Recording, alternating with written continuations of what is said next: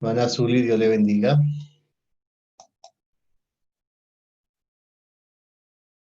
Pastor, Dios me lo bendiga, yo hablando aquí sola. Ya Bueno, estoy deteniendo la grabación. bueno, Dios les bendiga, hermanos, a todos los que se acabaron de conectar y que no los hemos visto. Entonces, empezamos nuestra clase hoy. Como les había dicho, vamos a ver el tema de la Biblia.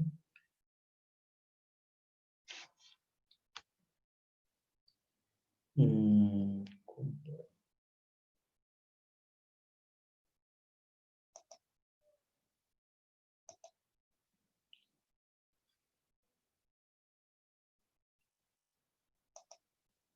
¿Ahí me están viendo?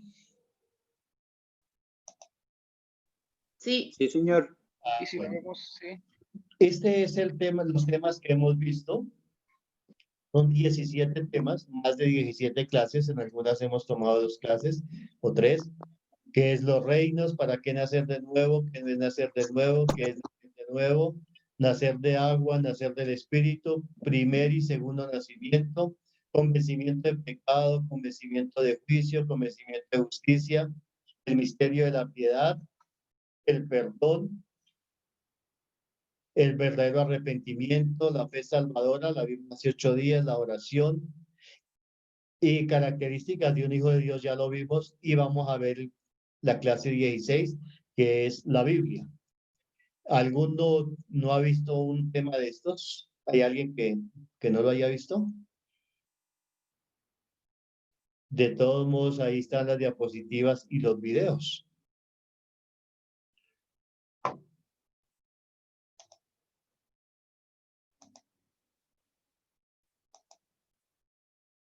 Listo, entonces, la Biblia. Si en algún momento se me va el audio, el sonido, por favor me avisan, porque es que hoy no estoy utilizando el micrófono de Sonapa, sino el del computador. Entonces, por favor me avisan. El tema de la Biblia. Realmente vamos a hacer es un repaso mirando que tengamos todos un conocimiento básico de la Biblia. En el segundo módulo también hay un tema que se llama la Biblia, pero ya vamos a ir un poco más a profundidad. Este vamos a hacer es como un repaso general de la Biblia como tal. Entonces dice que en griego significa libritos o colección de libros inspirados por Dios. Por eso se llama Biblia o biblioteca también. Recibe el nombre, ¿no? Biblia, biblioteca, conjunto de libros. Y otros títulos usados para la Biblia es las escrituras. Este fue un término usado por Jesús. Lo encontramos en Mateo 21, 42 y en Marcos 14, 49. Se refería a las escrituras. ¿Sí? También las sagradas escrituras. Porque escrituras pueden haber muchas, ¿no? Pero las sagradas escrituras también fue un término usado por Pablo y por otros de los apóstoles en segunda de Timoteo 3:15. Ahí encontramos, ¿no? De los títulos que también se le dan. Y también la ley de Moisés, los profetas y los salmos. Son nombres que se le dan a las escrituras, a la Biblia. Aunque la ley pues era de Dios, pero encontramos en las escrituras como la ley de Moisés. ¿Sí? Porque la ley pues era de parte de Dios, se le dio al pueblo a través de Moisés, pero en Lucas 24:44 encontramos esos títulos, ¿no? Las escrituras, las sagradas escrituras, la ley de Moisés, los profetas y los salmos. ¿Quién es el autor? El autor de la Biblia. El autor es Dios mismo, ¿sí? Y porque la inspiró a través del Espíritu Santo para que las personas la escribieran.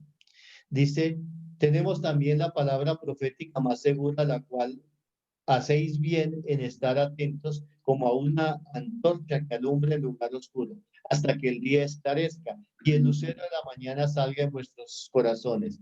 Entendiendo primero esto, que ninguna profecía de la Escritura es de interpretación privada, porque nunca la profecía fue traída por voluntad humana, sino que los santos hombres de Dios hablaron siendo inspirados por el Espíritu Santo. Entonces, aquí encontramos una confirmación de que la Biblia, el autor es Dios y fue inspirada a través del Espíritu Santo para que los hombres la escribieran.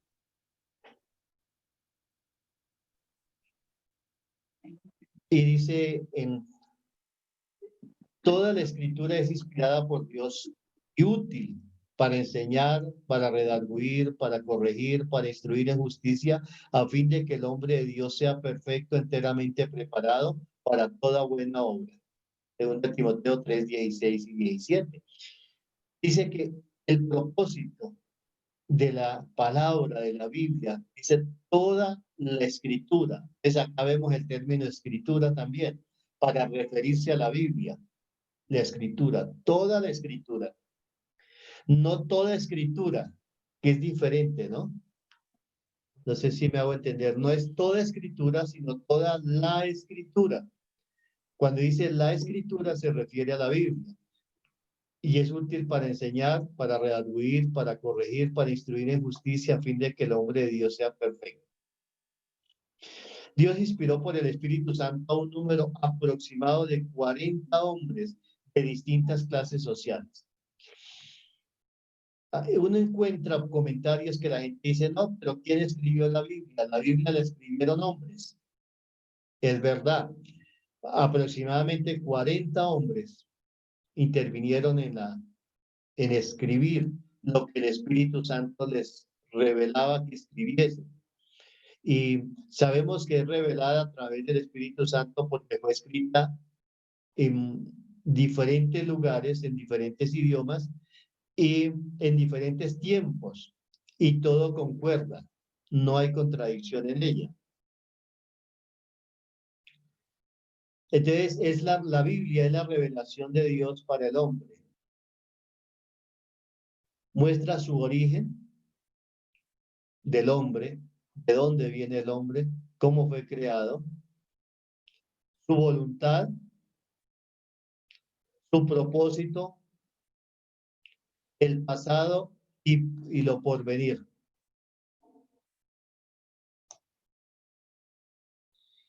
El hombre será juzgado por las palabras que en ella están escritas. Antes de que se compilara pues la Biblia, el pecado ha existido a través de la humanidad desde que el hombre, Adán, pecó en el paraíso. Pero no había una ley, no había nada escrito. Entonces, por eso es que Dios empieza a revelar su palabra para que haya un canon, un manual por el cual las personas van a ser juzgadas por las cosas que están escritas. Dice en Juan 12, 47, al que oye mis palabras y no las guarda, yo no le juzgo, porque no he venido a juzgar al mundo, sino a salvar el mundo. El que me rechaza y no recibe mis palabras, tiene quien le juzgue. La palabra que he hablado, ella le juzgará en el día postrero. Entonces, sabemos que el Señor Jesús no vino para juzgar y condenar el mundo, como lo dice la Biblia, sino que Él vino para salvar. Pero realmente el que va a condenar y va a juzgar a la persona es por lo que está escrito en el libro. Por eso necesitamos cada día leerla y entenderla, porque cada persona va a ser juzgada por lo que está escrito ahí. La mentira, acá decía no mentir. El robar, ahí decía no robar. ¿Ya? ¿Cuál es el propósito de la Biblia? ¿Cuál es el propósito de la Biblia? Entonces, su propósito es que conozcamos a Jesús como lo dicen las Escrituras y por la fe en Él seamos salvos. El único propósito de la Escritura es dar a conocer a Jesús, tanto en el Antiguo Testamento como en el Nuevo. Toda la Escritura vemos a Jesús. Dice Juan 3:16, porque de tal manera amó Dios al mundo que ha dado a su Hijo unigénito, para que todo aquel que en él cree no se pierda, mas tenga vida eterna. Porque no envió Dios a su Hijo al mundo para condenar al mundo, sino para que el mundo sea salvo por él. El que en él cree no es condenado, pero el que no cree ya ha sido condenado, porque no ha creído en el nombre del unigénito Hijo de Dios. El que cree en mí, como dice la Escritura, de su interior correrán ríos de agua viva. Esto dijo del Espíritu que habían de recibir los que creyesen en él, pues aún no había venido el Espíritu Santo, porque Jesús no había sido aún glorificado. Dice, el que cree en mí, como dice la Escritura. Entonces, por eso es que el propósito de la palabra, de la Biblia, es dar a conocer a Jesús. Y de la única manera que lo conocemos es en la palabra, porque nosotros lo conocíamos de acuerdo a las tradiciones de la religión o conforme nuestros abuelos, bisabuelos nos enseñaron. Y ha venido una tradición y muchas de las cosas que nos enseñaron es contrario a lo que está en la Biblia. Por eso es que la base para conocer a Jesús es las Sagradas Escrituras. Escudriñad las Escrituras porque a vosotros os parece que en ella tenéis la vida eterna y ellas son las que dan testimonio de mí, dijo el Señor Jesús. Entonces, para conocer el testimonio acerca de Jesús, quién es Jesús, por qué era necesario que viniera, tenemos que conocer las Escrituras. Otro de los propósitos de la Biblia es hacer perfecto al hombre de Dios. La Biblia no es para el mundo, para la gente que no conoce a Dios. La Biblia es para el Hijo de Dios, para el que se ha acercado, es decir, para usted y para mí. Dice que para que el hombre de Dios sea perfecto, a fin de que el hombre de Dios sea perfecto, enteramente preparado para toda buena obra. Entonces, el hombre de Dios es perfeccionado a través de la Escritura. El que no es de Dios, la Biblia es locura para ellos, eso lo dice el apóstol Pablo, que para el mundo la Biblia es locura, es un tema de locos, pero para el Hijo de Dios es el manual para llegar a la perfección, para que seamos preparados para toda buena obra.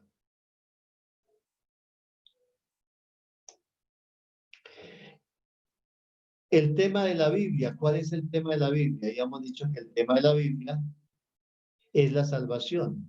¿A través de quién? De Jesús. Entonces, en ella vamos a encontrar a Jesús como el Salvador.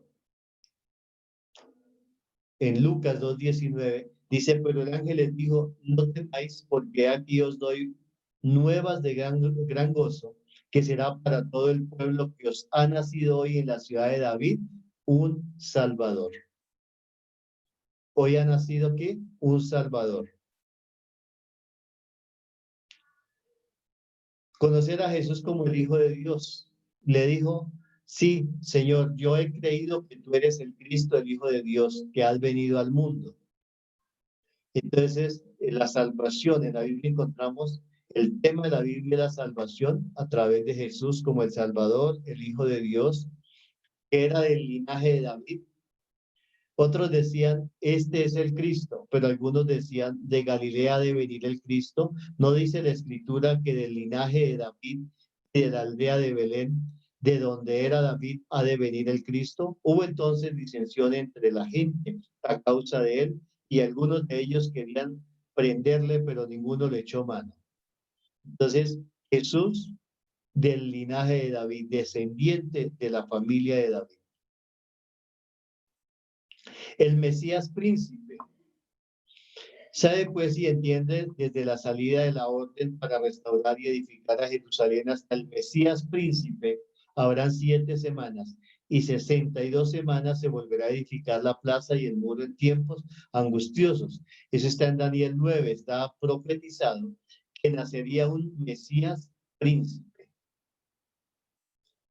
Era esperado, todo el mundo lo esperaba. Y al oír Juan en la cárcel los hechos de Cristo, le envió 2 de sus discípulos para preguntarle, ¿eres tú aquel que había de venir o esperaremos a otro?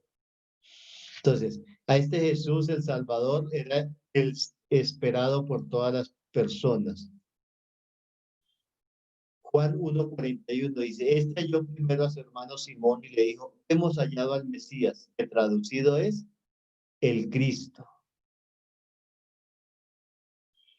Este hombre que esperaban declararía todas las cosas. Y dijo la mujer, sé que ha de venir el Mesías llamado el Cristo. Cuando él venga nos declarará todas las cosas. Jesús le dijo, yo soy el que habla contigo. Entonces, a través de Jesús, de la vida, de la obra, de lo que él hizo, hemos conocido todas las cosas ocultas que para el hombre eran un misterio, porque las ha declarado a través de su vida. Dice que haría muchas señales y muchos de la multitud creyeron en él y decían, el Cristo cuando venga hará más señales que las que éste hace, porque aún ellos no estaban convencidos que Jesús era el Cristo. Si decían, bueno, este hace muchas señales, pero el Cristo hará más señales que este o igual. También sabían que les sería quitada la vida, porque en Daniel 9:26 estaba profetizado. Es decir, después de las 62 semanas se quitará la vida al Mesías, mas no por sí. Y el pueblo de un príncipe que ha de venir destruirá la ciudad y el santuario, y su fin será con inundación, y hasta el fin de la guerra durarán las devastaciones. Pero estaba profetizado que se le quitaría la vida, pero también que resucitaría. Pero siendo profeta y sabiendo que con juramento Dios le había jurado que de su descendencia en cuanto a la carne levantaría al Cristo para que se sentase en su trono, viéndolo antes, habló de la resurrección de Cristo, que su alma no fue dejada en el Hades, ni su carne vio corrupción. Entonces, todo esto estaba profetizado a través de él y se encuentra en la palabra. Entonces, en la Biblia, nosotros encontramos a Jesús y a Cristo. Es el mismo, pero vamos a ver a qué hace referencia. Entonces, Jesús es el hombre, el Salvador, el Redentor, y se encuentra en los 4 evangelios. Esto, por eso es que es importante este tema de la Biblia, es para conocer, como le dije al comienzo, un repaso de lo que la Biblia trata, dónde podemos encontrar cada tema. Entonces Jesús es el hombre, el Hijo de la Virgen María, el Salvador, el Redentor, y lo encontramos en los 4 evangelios. Los 4 evangelios son Mateo, Marcos, Lucas y Juan. Que era nacido de una virgen. En Lucas 1:28 dice, y entrando el ángel en donde ella estaba, dijo, salve, muy favorecida. El Señor es contigo, bendita tú entre las mujeres. Mas ella cuando le vio, se turbó por sus palabras y pensando qué salutación sería esta. Entonces el ángel le dijo, María, no temas, porque has hallado gracia delante de Dios. Y ahora concebirás en tu vientre y darás a luz un hijo y llamarás su nombre Jesús. Este será grande y será llamado Hijo del Altísimo, y el Señor Dios le dará el trono de David su padre. Entonces, ¿nacido de quién? De una mujer, de María, de la Virgen María. Entonces, en el Evangelio de Mateo, este Evangelio fue escrito especialmente para los judíos. En este Evangelio se muestra que Jesús es el Cristo, es decir, el ungido. La palabra Cristo quiere decir ungido. Al igual que Mesías. Cristo es en griego, quiere decir ungido. Y Mesías también quiere decir ungido. Sabemos por la palabra de Dios que Jesús es descendiente de Abraham, porque él le hace una promesa a Abraham. Dice, en su simiente serán benditas todas las naciones. Lo encontramos en Génesis 49. Ahí en ese capítulo está la promesa del nacimiento de Jesús. Desde el comienzo de la Biblia vemos esa promesa, por eso necesitamos conocer toda la escritura. En el libro de Mateo se presenta a Jesús como el hijo del rey David, o sea, un hombre. Dios le dio una promesa a David y fue que de su descendencia nacería el Cristo y no faltaría quien se sentase en su trono. Entonces Jesús fue y es un príncipe y va a estar sentado por la eternidad. Cuando digo sentado, no es que todo el tiempo esté literalmente sentado como yo estoy, ¿no? Ahí, por la eternidad, sino que toma el gobierno. El rey, cuando va a tomar el gobierno de una región en los países donde todavía funcionan los reyes, se sienta en el trono para tomar el poder, ¿no? Allí. Pero no siempre está ahí sentado, ¿no? Entonces, dice que allí se sentaría ese príncipe por la eternidad.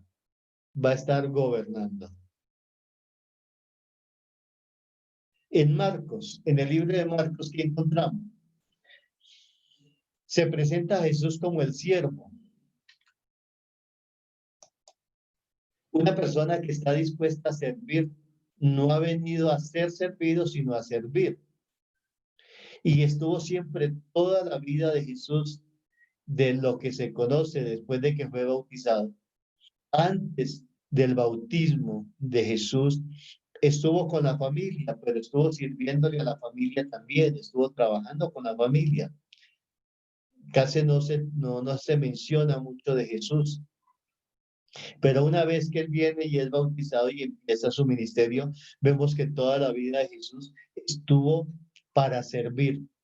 Dice, se trasladó a una ciudad que se llamaba Gadara solo para ayudar a una persona endemoniada. Tenía como más de 2000 demonios ahí, espíritus. ¿Sí?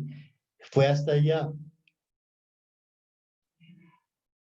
En este libro predomina que Jesús echó fuera demonios, dio libertad a los oprimidos. Entonces, si usted quiere conocer más sobre Jesús, todos los milagros que hizo, libertar a los cautivos, a los que estaban por enfermedades, tanto poseídos por espíritus, lo encontramos en Marcos.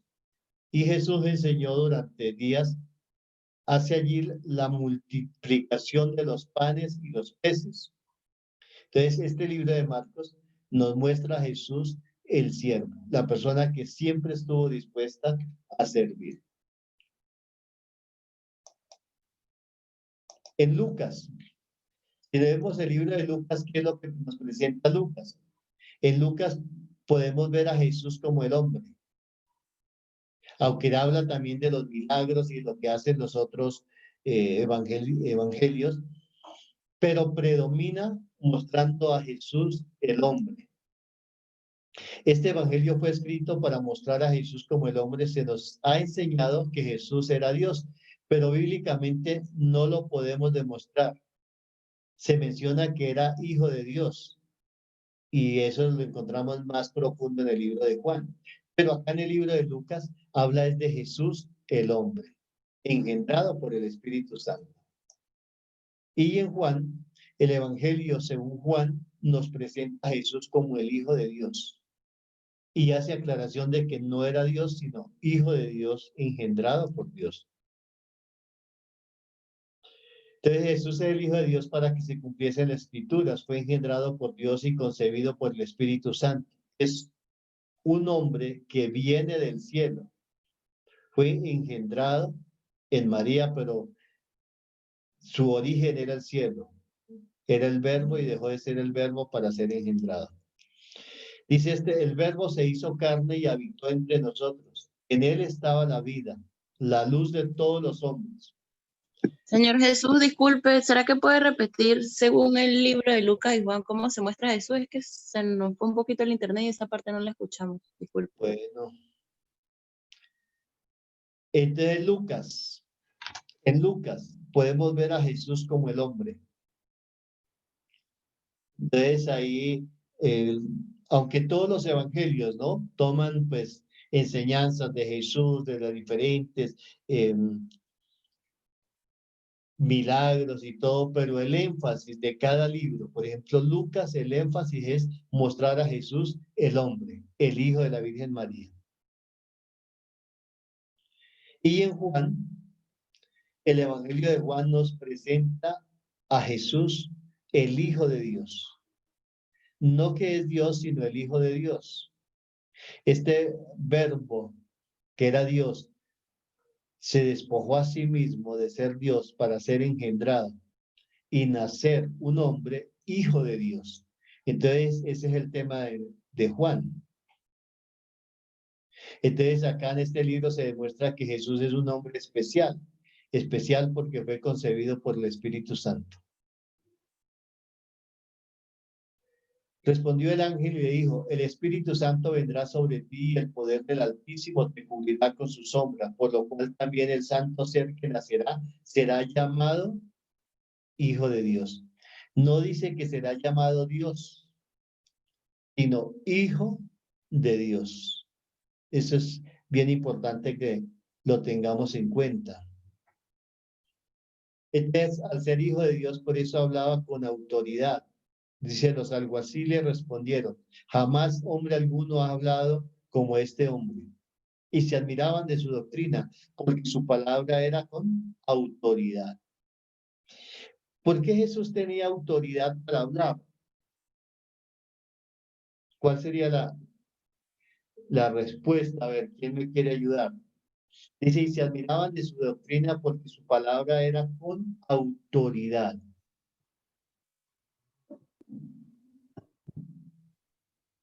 A ver, ¿alguien me ayuda? ¿Por qué Jesús hablaba con autoridad y nosotros a veces no lo podemos hacer con autoridad? Porque conocía toda la Lo escritura. respaldaba. Dios lo respaldaba, ¿por qué más?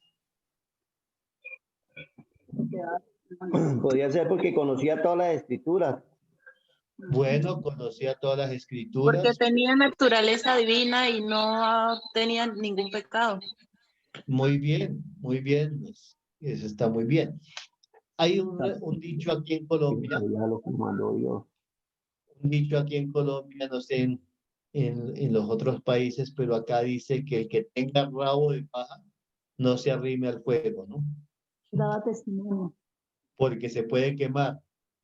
Entonces, el problema de las autoridades de la época de Jesús, ellos no podían hablar con autoridad porque tenían pecado y cometían cosas que todo el mundo sabía que eran ladrones, estafaban, engañaban, ponían cargas a otros y ellos mismos no lo hacían. Pero Jesús no, porque él no tenía pecado. Y eso es lo que hace que una persona pueda hablar con autoridad. Cuando yo no tengo pecado y no se me inculpa de pecado, yo puedo hablar con autoridad. Pero cuando tengo cosas ocultas, la misma conciencia no me deja hablar con autoridad. Y menos si las personas me conocen y saben pues el testimonio. Entonces, por eso Jesús sí podía hablar con autoridad, porque era un hombre especial en el cual no había pecado. Hizo muchos milagros. Varones israelitas, oíd estas palabras, Jesús Nazareno, varón aprobado por Dios entre vosotros, por las maravillas, prodigios y señales que Dios hizo entre vosotros por medio de él, como vosotros mismos sabéis. Él padeció, fue crucificado, fue sepultado, atormentado en el Hades. Él no estuvo en el Hades de paseo, estuvo siendo atormentado allí, pagando el precio por cada uno de nosotros, que era donde nosotros teníamos que pagar en el tormento. Entonces Jesús, el alma y el espíritu de Jesús estuvieron en el Hades siendo atormentados.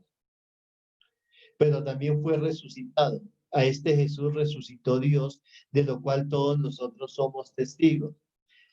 En este punto de ser resucitado es bueno aclarar, aunque ya muchas personas lo saben, pero Jesús no resucitó solo, no fue que él mismo resucitó, sino que Dios, el Padre, lo resucitó. Y hay otro versículo, dice que si creyeres en tu corazón que Dios le levantó de los muertos, serás salvo. Entonces no es que Jesús llegó y cumplió los 3 días y las 3 noches y dijo, bueno, me voy. No, porque el que llega allá no puede salir. Y Jesús estaba pagando el precio por cada uno de nosotros. Si Jesús hubiera cometido un solo pecado, estaría aún allí y no hubiera podido salir. Y nosotros sin esperanza de salvación. Por eso el sacrificio de Jesús, desde el mismo momento en que nace y empieza a crecer, a tener uso de razón, él tiene que cuidarse de no pecar para que Dios lo pudiera sacar de allí, del Hades, porque en él se jugaba la salvación de toda la humanidad. Entonces Dios el Padre lo resucitó, lo sacó de allí. fue glorificado. Dice, sepa pues ciertísimamente toda la casa de Israel que a este Jesús a quien vosotros crucificaste, Dios le ha hecho Señor y Cristo. En el próximo módulo de estos temas los vamos a profundizar más. Solamente los estoy mencionando y qué quiere decir glorificado. Así que no se pierdan el segundo módulo. Se debe creer en él para salvación. Dice, el que en él cree no es condenado, pero el que no cree ya ha sido condenado porque no ha creído en el nombre del unigénito Hijo de Dios. Y esta es la condenación, que la luz vino al mundo y los hombres amaron más las tinieblas que la luz porque sus obras eran malas. De la salvación es únicamente creyendo en Jesús, pero como lo dicen las Escrituras. En Juan 8:24 dice, por eso os dije que moriréis en vuestros pecados, porque si no creéis que yo soy, en vuestros pecados moriréis. Yo soy la resurrección y la vida. El que cree en mí, aunque esté muerto, vivirá. Creer en él, como lo dicen las Escrituras. Ya lo hayamos leído, pero vamos a volverlo a leer, Juan 7:37. Dice, en el último y gran día de la fiesta, Jesús se puso en pie y alzó la voz diciendo, si alguno tiene sed, venga a mí y beba. El que cree en mí, como dice la Escritura, de su interior correrán ríos de agua viva. Entonces, la Escritura es de la única manera que podemos conocerlo. Dice, escudriñar las Escrituras. Nosotros tenemos que venir a la palabra y escudriñar. Escudriñar es profundizar en ella, entender lo que dice allí. Ahora, ese era el tema en cuanto a Jesús, pero en cuanto a Jesucristo. Entonces vemos que de Jesús, ¿qué vimos? El hombre, el hijo de María, de la ascendencia de David, el Salvador, el siervo. Pero en cuanto a Jesucristo, lo vamos a conocer como el Emmanuel. Emmanuel quiere decir Dios con nosotros. Por tanto, el Señor mismo dará señal. He aquí que la Virgen concebirá y dará a luz un hijo y llamará su nombre Emmanuel, que traducido es Dios con nosotros. Entonces, acá algunas personas por eso enseñan que Jesús era Dios, porque ahí dice Emmanuel, Dios con nosotros, pero está hablando de Jesucristo. Es hecho Señor y Cristo, es después de la resurrección. Cuando Jesús resucita, o vemos que cuando es muerto, cuando lo matan a él en la cruz, es sepultado, es el hombre Jesús. Pero cuando Dios lo resucita, lo levanta entre los muertos, ahí es transformado en Jesucristo, en el Señor Jesucristo, en el hombre hecho Dios. O sea que hoy, después de la resurrección de Jesús, hoy sí es el hombre hecho Dios o el Dios hombre, el Señor Jesucristo. Entonces, por eso dice, y por tanto el Señor mismo dará señal de aquí que la Virgen concebirá y dará a luz un hijo y llamará, sí, llamará es a futuro, después de que fuera resucitado, y llamará su nombre Emmanuel. O sea que hoy para nosotros sí es Emmanuel, Dios hecho hombre o el hombre hecho Dios y está con nosotros. Sepa pues ciertísimamente toda la casa de Israel que a este Jesús a quien vosotros crucificaste, Dios le ha hecho Señor y Cristo. ¿Sí?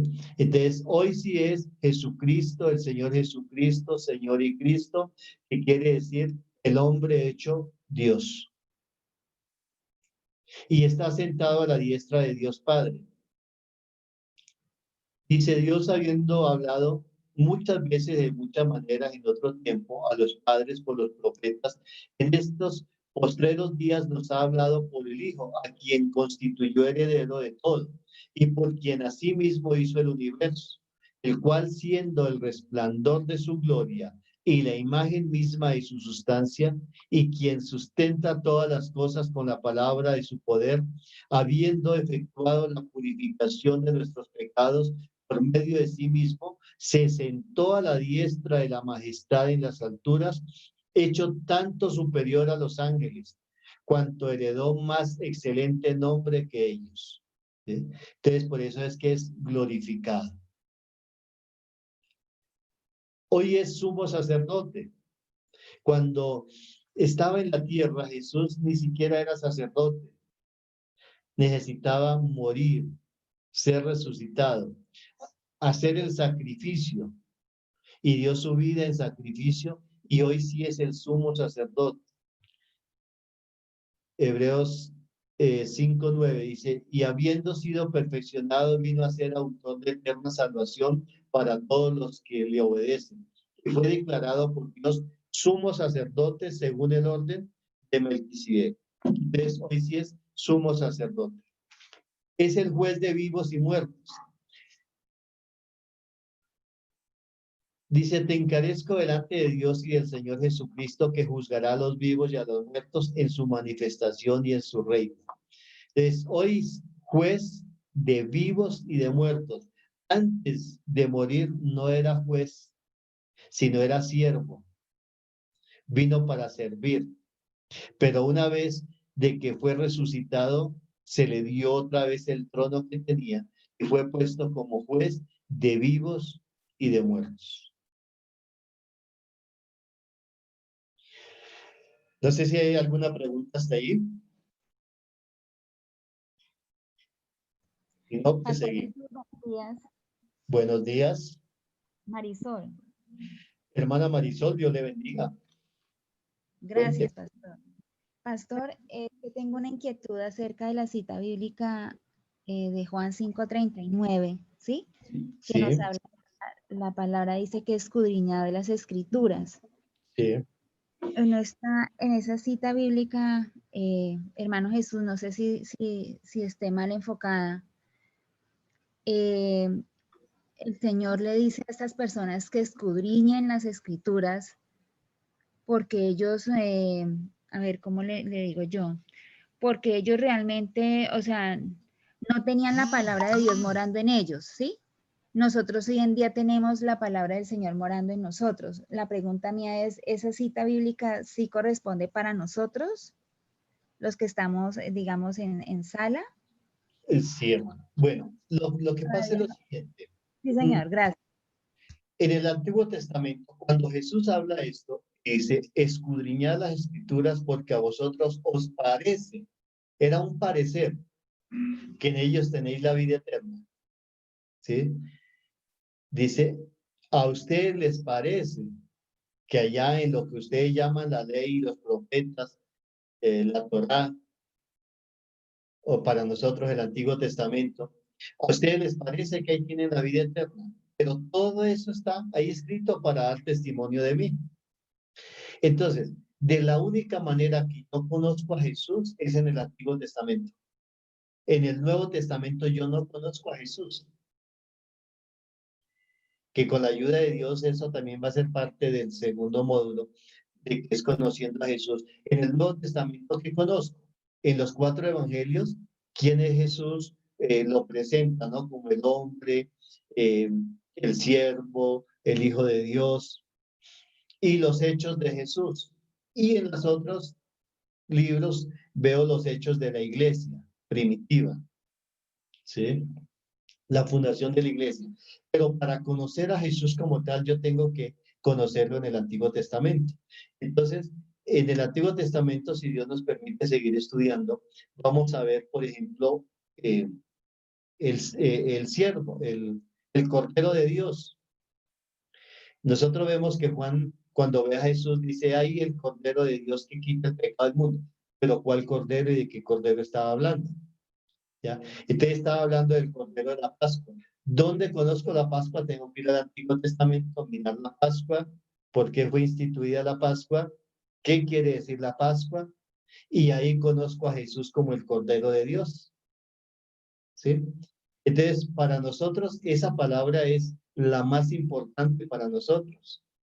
aunque la tengamos escrita en el corazón, pero necesitamos entender en el Antiguo Testamento para poder conocer a Jesús. No sé si le quedó un poco más claro. Sí, señor, muchas gracias, Pastor Jesús. Entonces seguimos. El canon de las escrituras. ¿Qué quiere decir canon? Canon. ¿A quién le suena canon, hermana Marisol, ya que está por ahí?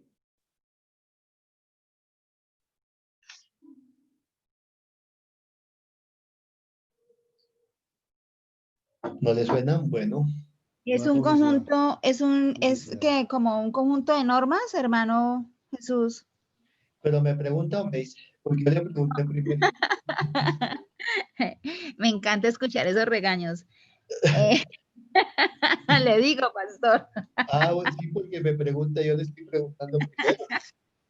Mi esposo se está riendo de ver que usted me regaña. No, no es regaño, hermano. Dígale que no le estoy regañando. Y no, yo le hago preguntas que si me está preguntando. No, hermanito, sí, le estoy diciendo, hermanito. Sí, le estoy diciendo, hermanito. Ah, ya, bueno. Entonces, canon significa caña de medir. En algunas partes en el campo, aquí en Colombia, aún se utiliza una vara para medir cuando un trabajador va a hacer un trabajo en el campo, limpiar un lote, ¿no? Un potrero. De eso recuerdo cuando yo estaba pequeño de campo y tenían una vara, no sé cuántos metros, y medían con esa vara tantas varas cuadradas y esa era la tarea para el día, ¿sí? Y a eso se le llamaba una caña de medir. Y era como la base de lo que un trabajador tenía que hacer en el día, de limpiar un potrero o un campo. Entonces, de ahí viene esa palabra, porque ellos tenían una vara para medir. Entonces, canon significa caña de medir. Entonces, el canon se formó gradualmente conforme a los libros inspirados fueron probándose por el uso. Probablemente Esdras compiló los rollos del Antiguo Testamento para formar el canon del Antiguo Testamento. Entonces, canon quiere decir porque los libros, todos los escritos, fueron sometidos, ¿sí? Revisados para ver si eran inspirados por Dios o no, a través del Espíritu Santo, de muchos escritos que hay. Entonces, ese canon está compuesto por los libros que conocemos ahorita, pero vamos a ver idiomas en que fueron escritas. Fue escrito en hebreo. Fue el idioma usado por los israelitas desde el comienzo hasta después de la cautividad en Babilonia. Este idioma se caracteriza porque se escribe de derecha a izquierda y todas las letras del alfabeto son consonantes. Entonces fue escrita lo primero en hebreo. También fue escrito en arameo. Después del cautiverio, el hebreo como idioma del pueblo de Israel fue desapareciendo gradualmente y el arameo lo reemplazó. El arameo llegó a ser el idioma vulgar de los judíos y además es parecido al hebreo. Algunos pasajes del Antiguo Testamento escritos en arameo son Esdras, el capítulo 4, 8, 6, y en Jeremías 10 y 11 y Daniel. Entonces, esos pasajes fueron escritos directamente en arameo, ¿sí? Porque el pueblo de Israel fue cautivo y entonces el hebreo fue desapareciendo y tuvieron que aprender el arameo. Y por último, en griego. El griego en el tiempo de Jesús era el idioma literario del mundo civilizado y universalmente conocido. Como tal, se usó como medio para transmitir las nuevas ideas religiosas. El Antiguo Testamento fue traducido al griego. Por eso es que es necesario que el Antiguo Testamento hicieron traducciones al griego, porque en la época de Jesús era el idioma conocido. Entonces dice, el Antiguo Testamento fue traducido al griego por 70 ancianos en Alejandría entre el siglo III y el I antes de Cristo, y se ha convertido en la versión de los 70 o la Septuaginta. También esa traducción se conoce como la Septuaginta. ¿sí? Porque fue escrita por 70 hombres ancianos. Y cuando hablamos de ancianos no es solamente por los viejitos, sino de madurez y de respeto dentro del pueblo judío. Y se encargaron de hacer esa traducción.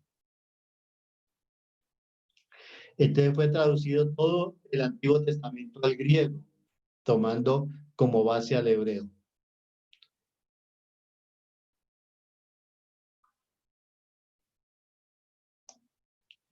Lugares donde se escribió: en Palestina, en Babilonia, en Grecia, en Asia Menor, en Italia, en la isla de Patmos, que fue escrito el Apocalipsis, era una cárcel. ¿En qué materiales se usó? El primer material en que se usó para escribir la palabra fue en piedra.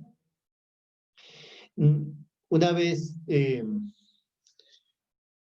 estaba enseñando en un lugar y yo no llevaba la Biblia, pues la de papel, sino en celular, y la tenía ahí, y una persona me dijo, no, es que eso se debe usar, es la Biblia, la de papel, y ya pues estaba en contra de la tecnología.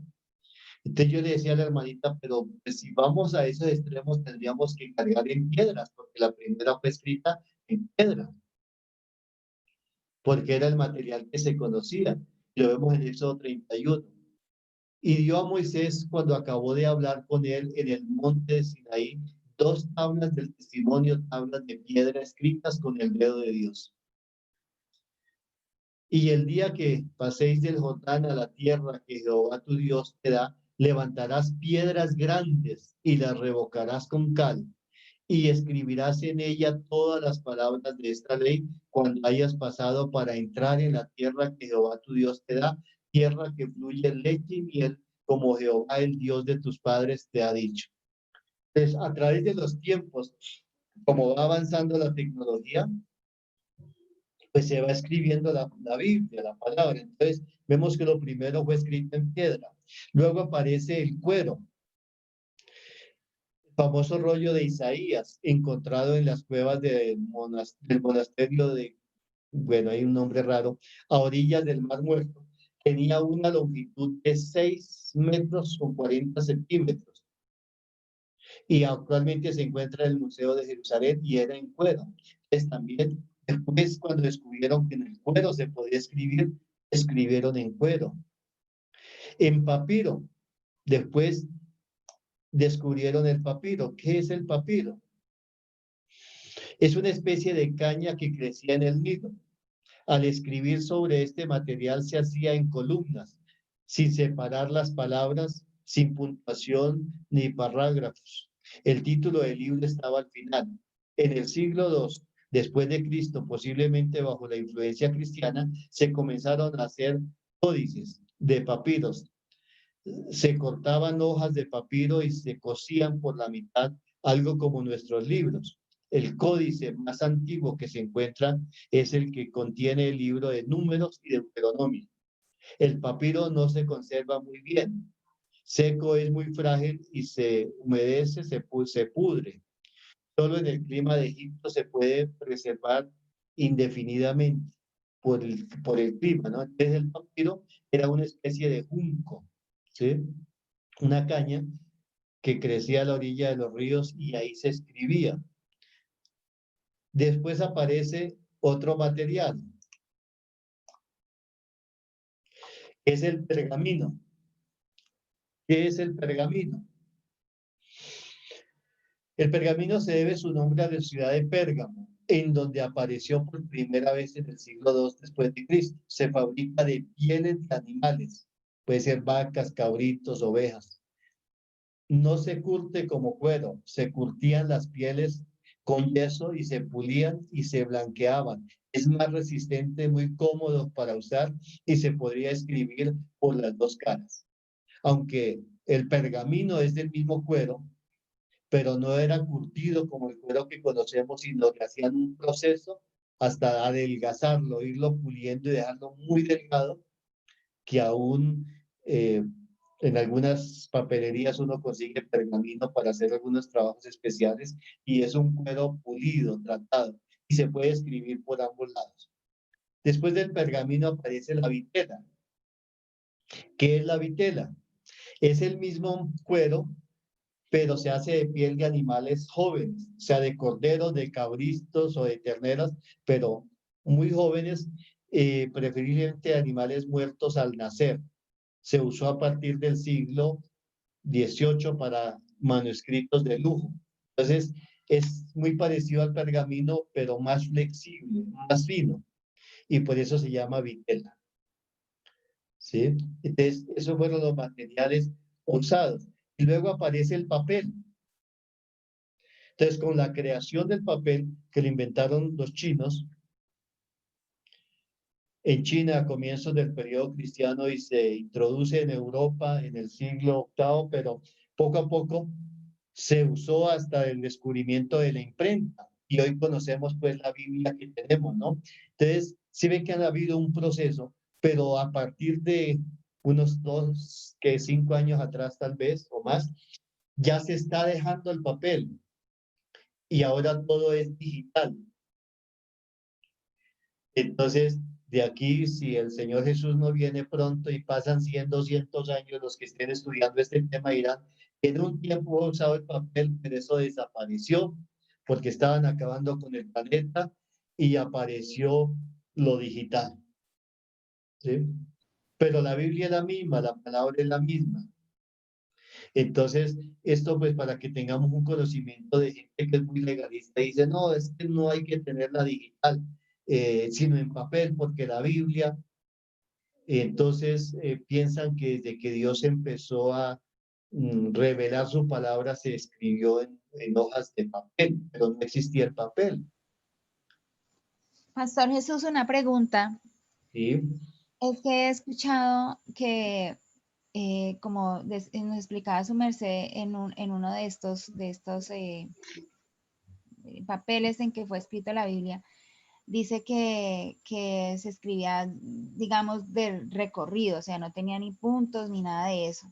Entonces, yo he escuchado que hay personas que dicen que, ay, como cuando ya le colocaron los títulos a la Biblia, se habla de capítulos y de versículos, que en ese paso de, ¿cómo se dice?, de traducción de uno a la otra, han quitado muchas cosas de la Biblia.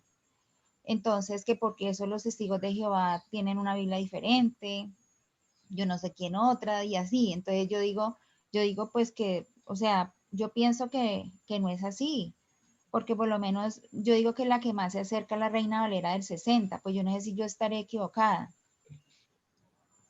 No, no está equivocado, hermano, es así. Lo que pasa es que, por ejemplo, en la Biblia que tenemos, que la tengo ahí en la portada pues de la pantalla, hay algunos títulos. Esos títulos realmente no fueron inspirados por Dios, sino que en las traducciones los colocaron y algunos títulos están mal porque no concuerda con el pasaje, con lo que está diciendo. Y los otros, los capítulos y los versículos, sí fue una buena invención, es para poder encontrar más fácil dónde habla. Porque imagínense que los libros de los Salmos no tuviera capítulos ni versículos, si no fuera un solo libro.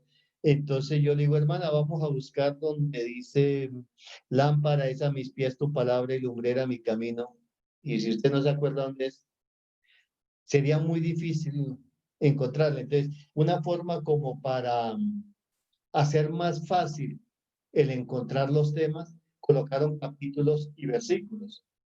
Y en esos no hay tanto problema como los títulos, porque los títulos sí a veces interrumpen el sentido de la lectura. Entonces, es aconsejable leerla sin tener en cuenta los títulos que le colocaron.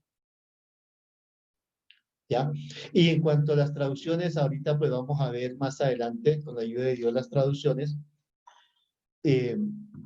cuáles son las más acertadas y cuáles no. Pero sí tiene que ver mucho la puntuación. Por eso en algunas traducciones se encuentran algunos errores y hay que ir a los originales, ¿no? a las bases para mirar las traducciones. Versiones importantes o traducciones, que aquí está lo que la hermana preguntaba, ¿no? ¿Cuáles son las versiones importantes o traducciones?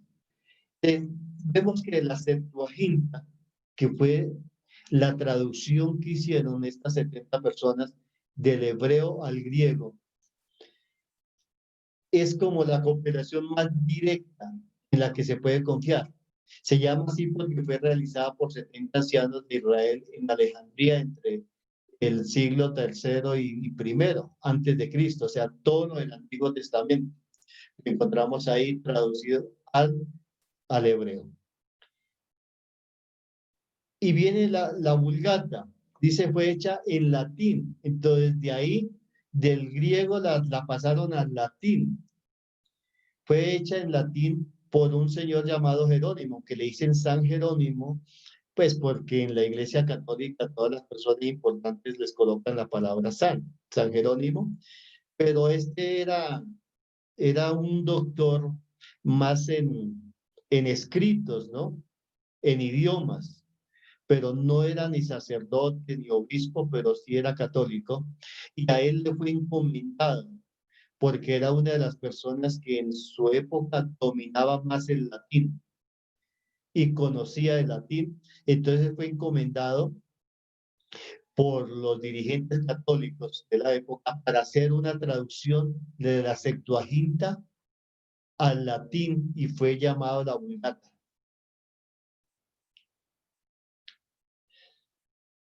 Y entre ellas, pues, de ahí para acá, lo que se hace son traducciones de estas dos como base, ¿sí? Actualizándola a los tiempos y a los idiomas. Entre ellos aparece la Reina Valera del 60. La Reina Valera del 60 es una de las más que se adaptan, ¿no? A los originales y en la que es un poco más confiable. Aunque esta Reina Valera fue traducida al español de España, ¿sí?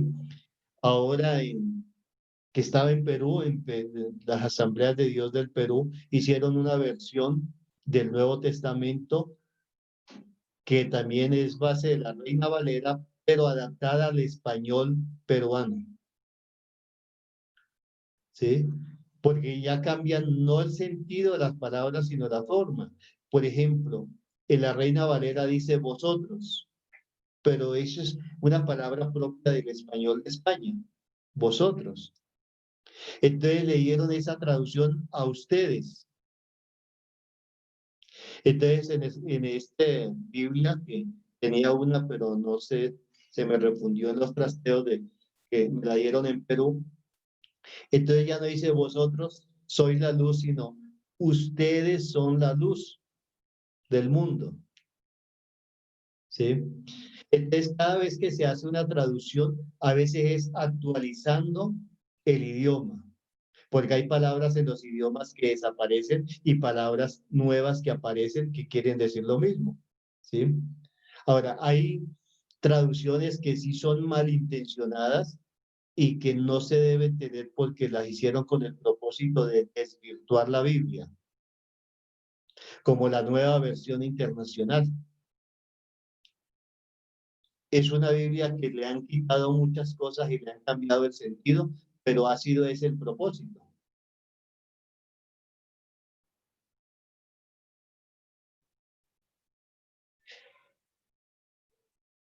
Espero que les haya quedado un poco claro y si no, pues ustedes van investigando más sobre el tema. Porque les decía que como este tema es un poco extenso, lo que quería es como un resumen para tener todos un conocimiento general acerca de la Biblia. División de la Biblia. Entonces, en la Biblia que nosotros tenemos tiene 66 libros y fue escrita aproximadamente en 1600 años por los diferentes escritores. Entonces, 1600 años realmente es mucho tiempo. Yo no sé si alguien tiene esa edad o tiene un poquito más de 1600 años, pero es 1600 realmente es mucho tiempo. Pero en ese periodo fue escrita la Biblia. y vemos de que concuerda. Entonces, los que hicieron el canon, lo que hicieron fue comparar todos los escritos, que ninguno contradiga a ninguno, sino que todos concuerden, no importa que haya sido escrito 500 años antes. Entonces, por eso es que algunos libros fueron excluidos de este grupo de los 66 libros. Entonces, está dividido en el Antiguo Testamento, que son 39 libros que hablan del Mesías prometido, los cuales son el Pentateuco. Pentateuco o ley, también es igual a decir ley, significa 5 rollos del griego. Pente quiere decir 5 y teuchos, rollos. O sea, quiere decir 5 rollos donde estaba la ley. Está formado por los 5 primeros libros del Antiguo Testamento, que son Génesis, Éxodo, Levítico, Número y Deuteronomio. Estos 5 primeros libros, y es bueno para las personas que apenas están comenzando, para los antiguos no, que ya se saben todos los libros, que tengan bien en cuenta estas divisiones. Los primeros 5 libros, que se conocen como Pentateuco o ley, si dicen, bueno, los libros de la ley o del Pentateuco son Génesis, Éxodo, Levítico, Números y Deuteronomio. Ya después, en el otro módulo, pues iremos avanzando un poco más en estos temas. Están los libros históricos de Josué, Jueces, Ruth, primero y segundo de Samuel, primero y segundo de Reyes, primero y segundo de Crónicas, Esdras, Nehemías y Esther. Están catalogados como históricos en ese orden. También están los poéticos, que es Job, Salmos, Proverbios, Eclesiastés y Cantar de los Cantares. Están los libros poéticos. Y están los profetas mayores, Isaías, Jeremías, Lamentaciones, Ezequiel y Daniel. Estos libros se llaman mayores es porque son libros bastante extensos, de varios capítulos, son libros largos, por eso se llaman profetas mayores. Hace muchos años yo no entendía por qué eran profetas mayores y profetas menores, pero nunca me explicaron que es por el contenido de lo que escribieron. Y los profetas menores es porque son libros muy pequeños. Algunos es de un capítulo, una hoja.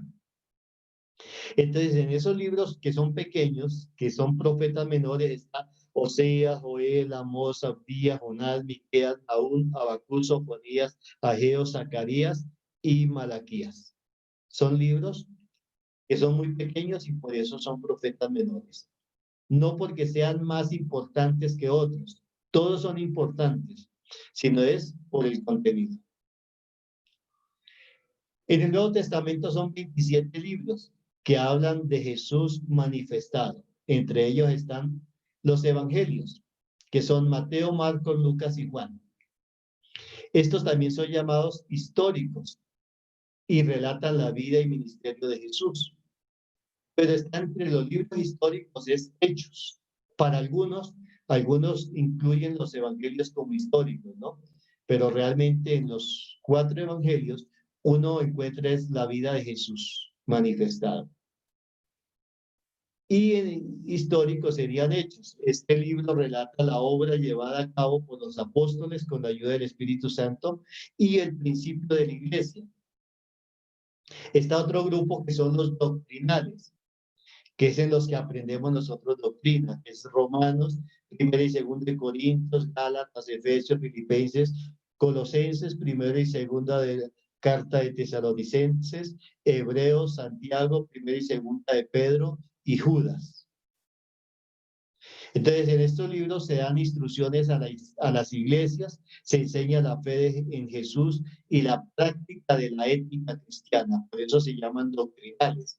Entonces, ahí uno en estos libros aprende lo que es doctrina. Y están los personales. Personales son libros que el apóstol escribió con nombre propio a amigos o a pastores que había dejado en lugares, pero a la vez el contenido nos enseña a nosotros hoy y es aplicable para nosotros hoy también, porque es inspirada por Dios. Entonces está 1 y 2 Timoteo, que fueron cartas que le envió a Timoteo, una carta que le envió a Tito, una a Filemón, 3 cartas de Juan, primera y segunda y tercera de Juan. Estos están sobre instrucciones y consejerías de problemas que habían en el momento, pero si nosotros los vemos son los mismos problemas que tenemos en la actualidad. Y está el profético, que es Apocalipsis, también conocido como el libro de la Revelación. Entonces, los 27 libros están divididos en estos 5 grupos para tener un mejor concepto para buscar y entenderlos. Y es bueno irlos memorizando para los que no lo saben.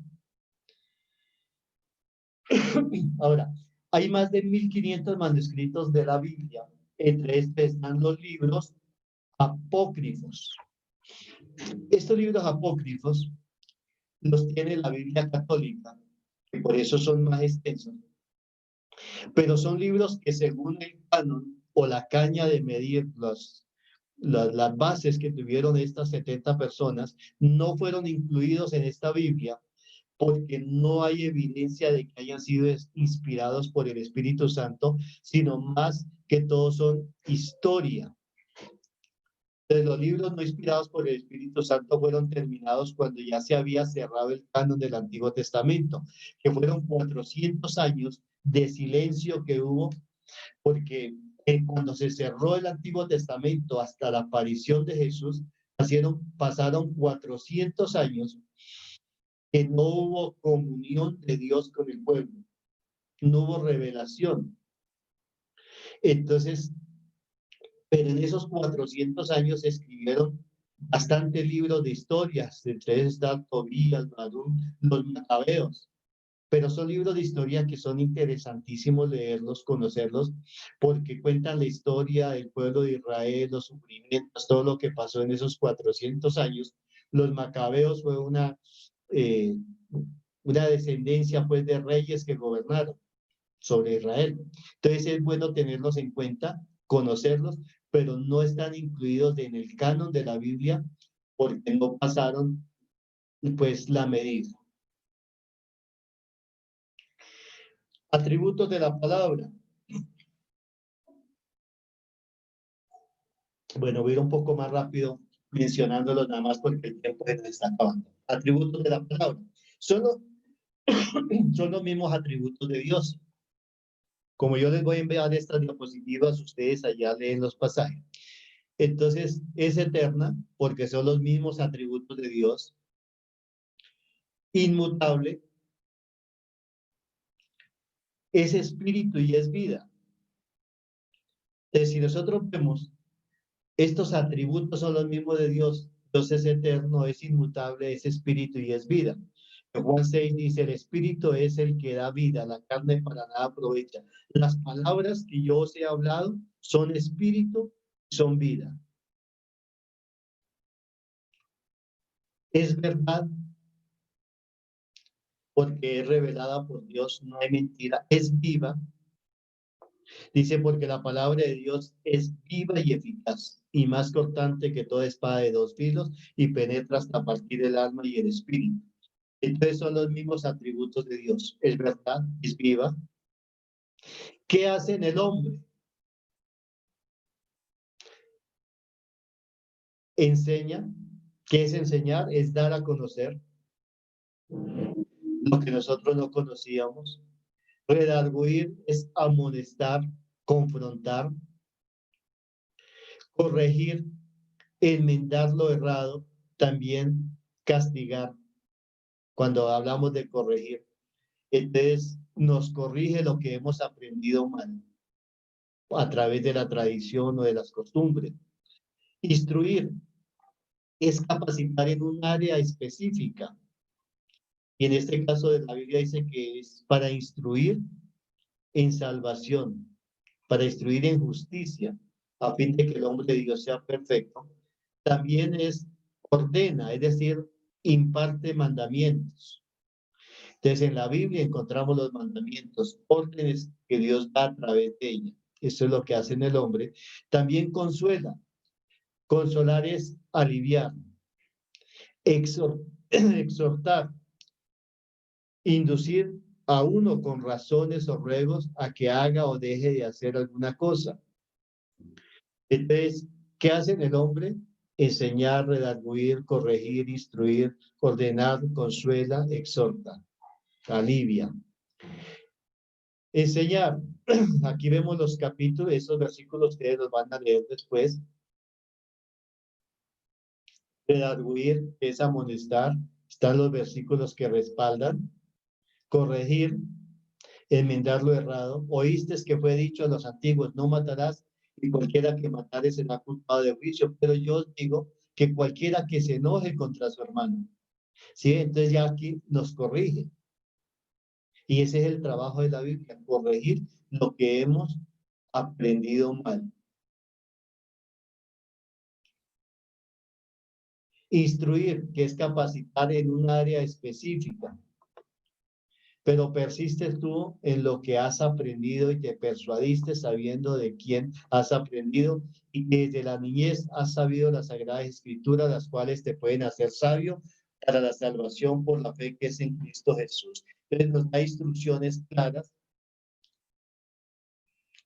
exhorta, nos da razones para que hagamos o dejamos de hacer algo, consuela, es decir, nos alivia. Nosotros en la palabra encontramos consuelo. Dice, por nada estéis afanosos, sino sean conocidas vuestras peticiones delante de Dios con toda oración y ruego con acciones de gracias. Ordena, es decir, imparte mandamientos. Dice, velad y orad para que no entréis en tentación. Esta es una orden. Velad y orad para que no entremos en tentación. Permanecer en mí es una orden. Y así encontramos varios versículos que ahí se los dejo para que lo lean. Lo prepara para toda buena obra. Su finalidad es hacer del hombre de Dios un varón perfecto. Y dice, para que el hombre de Dios sea perfecto, enteramente preparado para toda buena obra. Si usted quiere ser perfecto, lea las Escrituras, vaya a ella. Y ahí es de la única manera que podemos ir buscando la perfección. La Biblia para el cristiano es la máxima autoridad de regla y conducta. Es la única que yo me puedo tomar como base, ¿no? Es la única regla de autoridad para el cristiano, para el Hijo de Dios. Entonces, como es la máxima regla de autoridad, ¿qué debo hacer? El cristiano debe amarla, respetarla, obedecerla, estudiarla, es decir, escudriñarla, meditarla, memorizarla, enseñarla y practicarla. ¿Qué debe hacer con la Biblia? Amarla, respetarla, obedecerla, estudiarla, meditarla, memorizarla, enseñarla y practicarla, porque si hace todas estas anteriores pero no la practica, de nada le sirve. Y ahí están los versículos para que ustedes después los lean. De cada uno, amarla, respetarla, no torcerla, no añadirle ni quitarle, no olvidarse de ella, honrarla, estudiarla, obedecerla, estudiarla, meditarla. Cuando hablamos de meditarla es leerla claramente, porque para algunos de pronto dicen, bueno, meditarla, pero ¿qué será meditarla? Es leerla claramente, estar atento a lo que está leyendo, porque a veces uno lee de palabras, está leyendo, pero la mente y el corazón están en otras cosas, entonces no está atento. Para meditarla hay que estar atento, colocarle el sentido para entender la lectura. Dice que meditara en ella día y noche.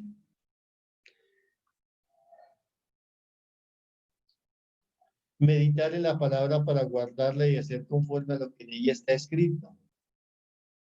Memorizarla. Bien importante memorizar la escritura. ¿Cómo se memoriza? Repitiéndola, pensando en ella, escribiéndola.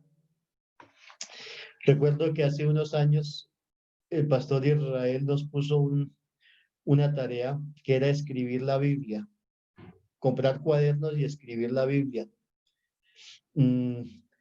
Realmente creo que no todos la hicieron. Yo no la terminé de hacer porque copiar eso es bastante. Pero la Biblia dice que la escribamos y las escribirás en los postes de tu casa, en las puertas. Entonces, a veces por falta de tiempo no se hace, pero los pasajes que quiera aprender, escríbalos 1, 2 veces y ahí los va aprendiendo. Hablando de ellas, enseñarla a otro, muy fácil ya, si usted la sabe y la tiene en su corazón, la puede enseñar. Practicarla es vivirla. Dice, cualquiera pues que oye estas palabras y las hace, le compararé a un hombre prudente que edificó su casa sobre la roca. Características para estudiar la palabra. Cuando nosotros venimos a la palabra debemos tener unas características. Lo primero que debe ser es dócil. ¿Qué será ser dócil? Voy a preguntarles, a ver, ¿quién me puede ayudar? ¿Qué será ser dócil? Nexuri, ¿qué será ser dócil? ¿Usted es dócil?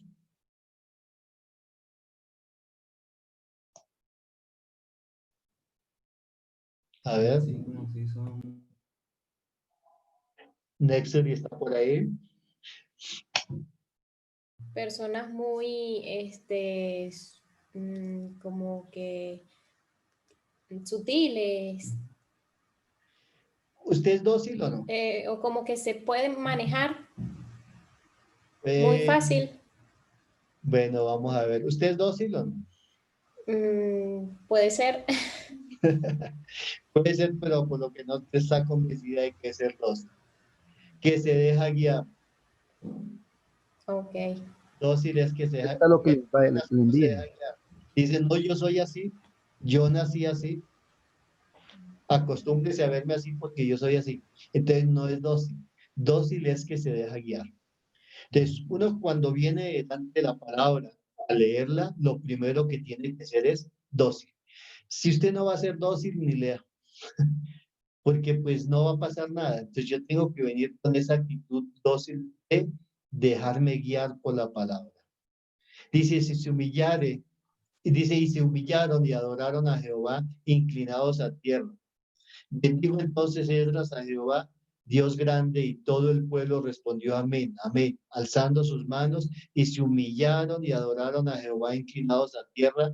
Y los levitas, Jesúa, Bani, Serebías, Amín, Acub, Sebataí, Odías, Masaías, Kelita, Azarías, Jezabel, Anán y Pelaía, hacían entender al pueblo la ley, y el pueblo estaba atento en su lugar y leían en el libro de la ley de Dios claramente y ponían el sentido de modo que entendían la lectura. O sea que ellos ese día estaban con una actitud dócil, se dejaban guiar. Entonces yo tengo que dejarme guiar por la palabra a través del Espíritu Santo. Dice que hacían entender al pueblo y le ponían el sentido, ¿no?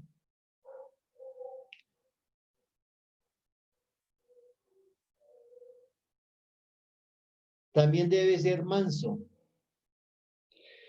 que es parecido a ser menso. ¿Dónde está Jorge por ahí? ¿Usted es manso? No, claro que no. Parezco, pero no. No soy más. Porque hay una palabra parecida a manso que es menso.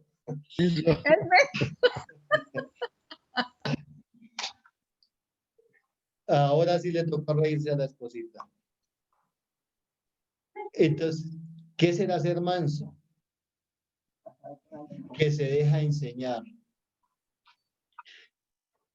Entonces, la palabra anterior, ¿cuál era? Dócil, que se deja guiar, pero manso es que se deja enseñar. Entonces nosotros tenemos que venir con esa actitud de ser manso, dejarme enseñar por la palabra. Se me devolvió. Dice, por lo cual desechando toda inmundicia y abundancia de malicia, recibid con mansedumbre la palabra implantada, la cual puede salvar vuestras almas. De la palabra mansa, debo dejarme enseñar por la palabra. Diligente, ¿qué será diligente? Pronto, ligero para escudriñar y estudiar. Tenemos que ser con prontitud, ser diligentes ya hoy, no para mañana, porque mañana puede ser tarde. Debe ser humilde.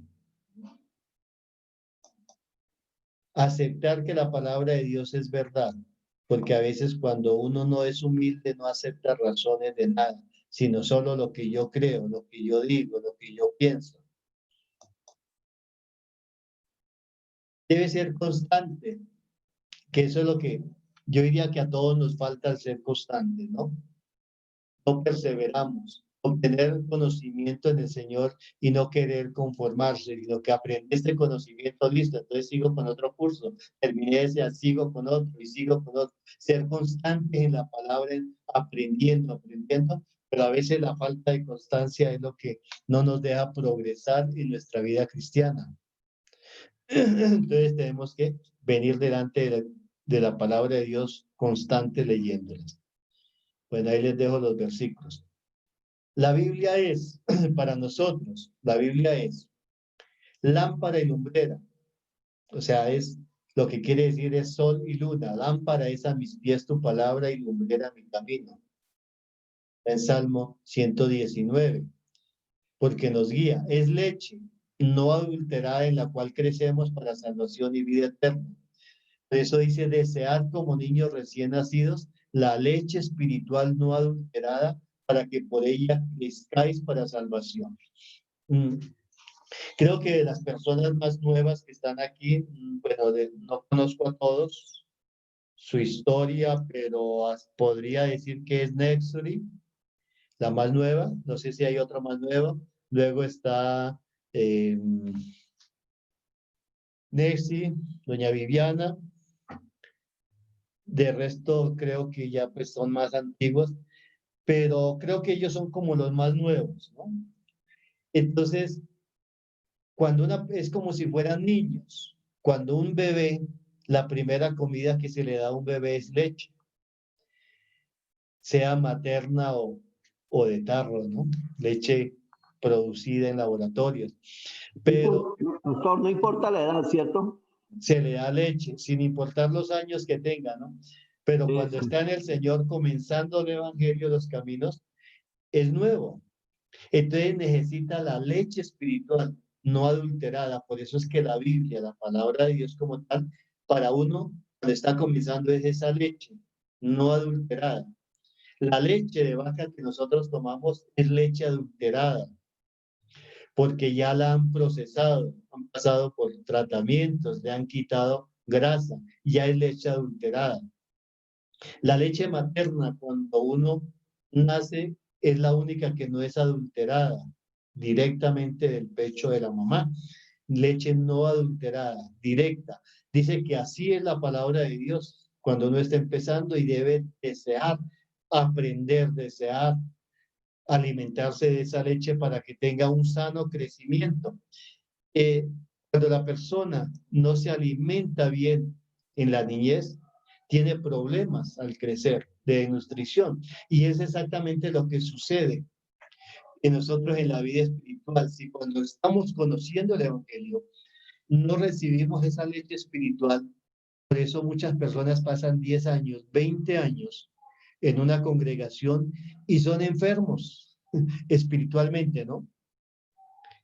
Se debilitan por todo, se disgustan por todo, son problemas en las iglesias a veces porque no dejan trabajar ni trabajan, pero es porque no fueron alimentados en los primeros días con la leche espiritual no adulterada. Por eso la Biblia es eso, es lámpara, nos alumbra el camino, es leche para un buen crecimiento. Es pan, el único que nos da el sustento, la vida eterna es ese pan. También dice que es miel, es dulce para nosotros, es como si fuera miel. Entonces, estos son los símbolos que encontramos en la Biblia, que la Biblia es lámpara y lumbrera, leche, pan, miel, espada del Espíritu, porque es con la que nos defendemos. El Espíritu Santo nos da herramientas porque es la espada del Espíritu. También es medicina. Dice, porque será medicina a tu cuerpo y refrigerio para tus huesos. Muchas personas reciben sanidad física con el solo hecho de leer y creer a la palabra. La palabra es medicina para nuestro cuerpo. Pero también es martillo y fuego. No es mi palabra como fuego, dice Jehová, y como martillo que quebranta la piedra. Entonces la palabra es tan fuerte, es tan suave como la miel, como la leche, pero también es un martillo que puede desbaratar el corazón de piedra. Partir un corazón duro que sea, eso hace la palabra porque es como un martillo. Es agua porque limpia y calma la sed. Es espejo porque así nos podemos ver en ella. Dice, porque si alguno es oidor de la palabra y no hacedor de ella, este es semejante al hombre que considera en un espejo su rostro natural y se va, pero cuando vuelve ya se le olvida cómo era. Es escudo para defendernos. Dice, mi escondedero y mi escudo eres tú, en tu palabra he esperado. Entonces, hemos terminado este tema haciendo un repaso de lo que es la escritura, la Biblia.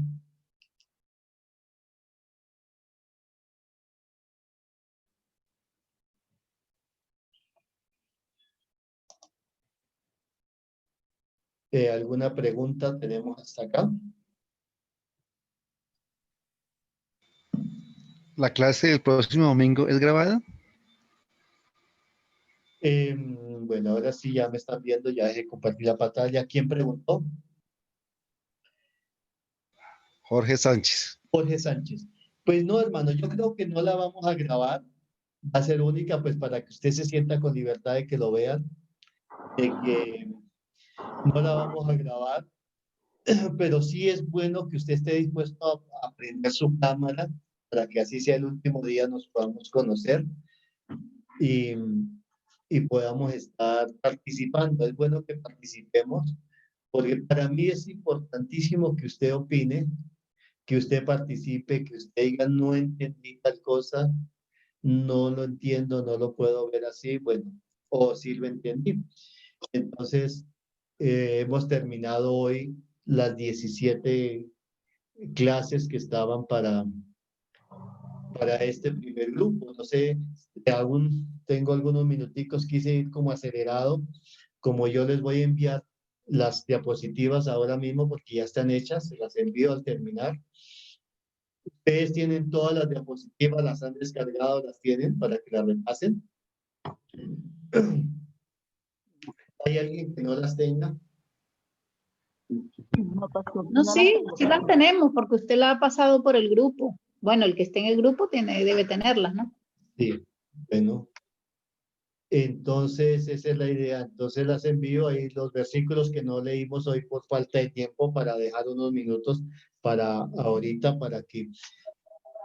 Señor Jesús, disculpe, lo que sí no he enviado, creo que de la clase 12 para acá, son los, como los videos, pues, las clases, pero en audio, o sea, para escucharlos, ¿no?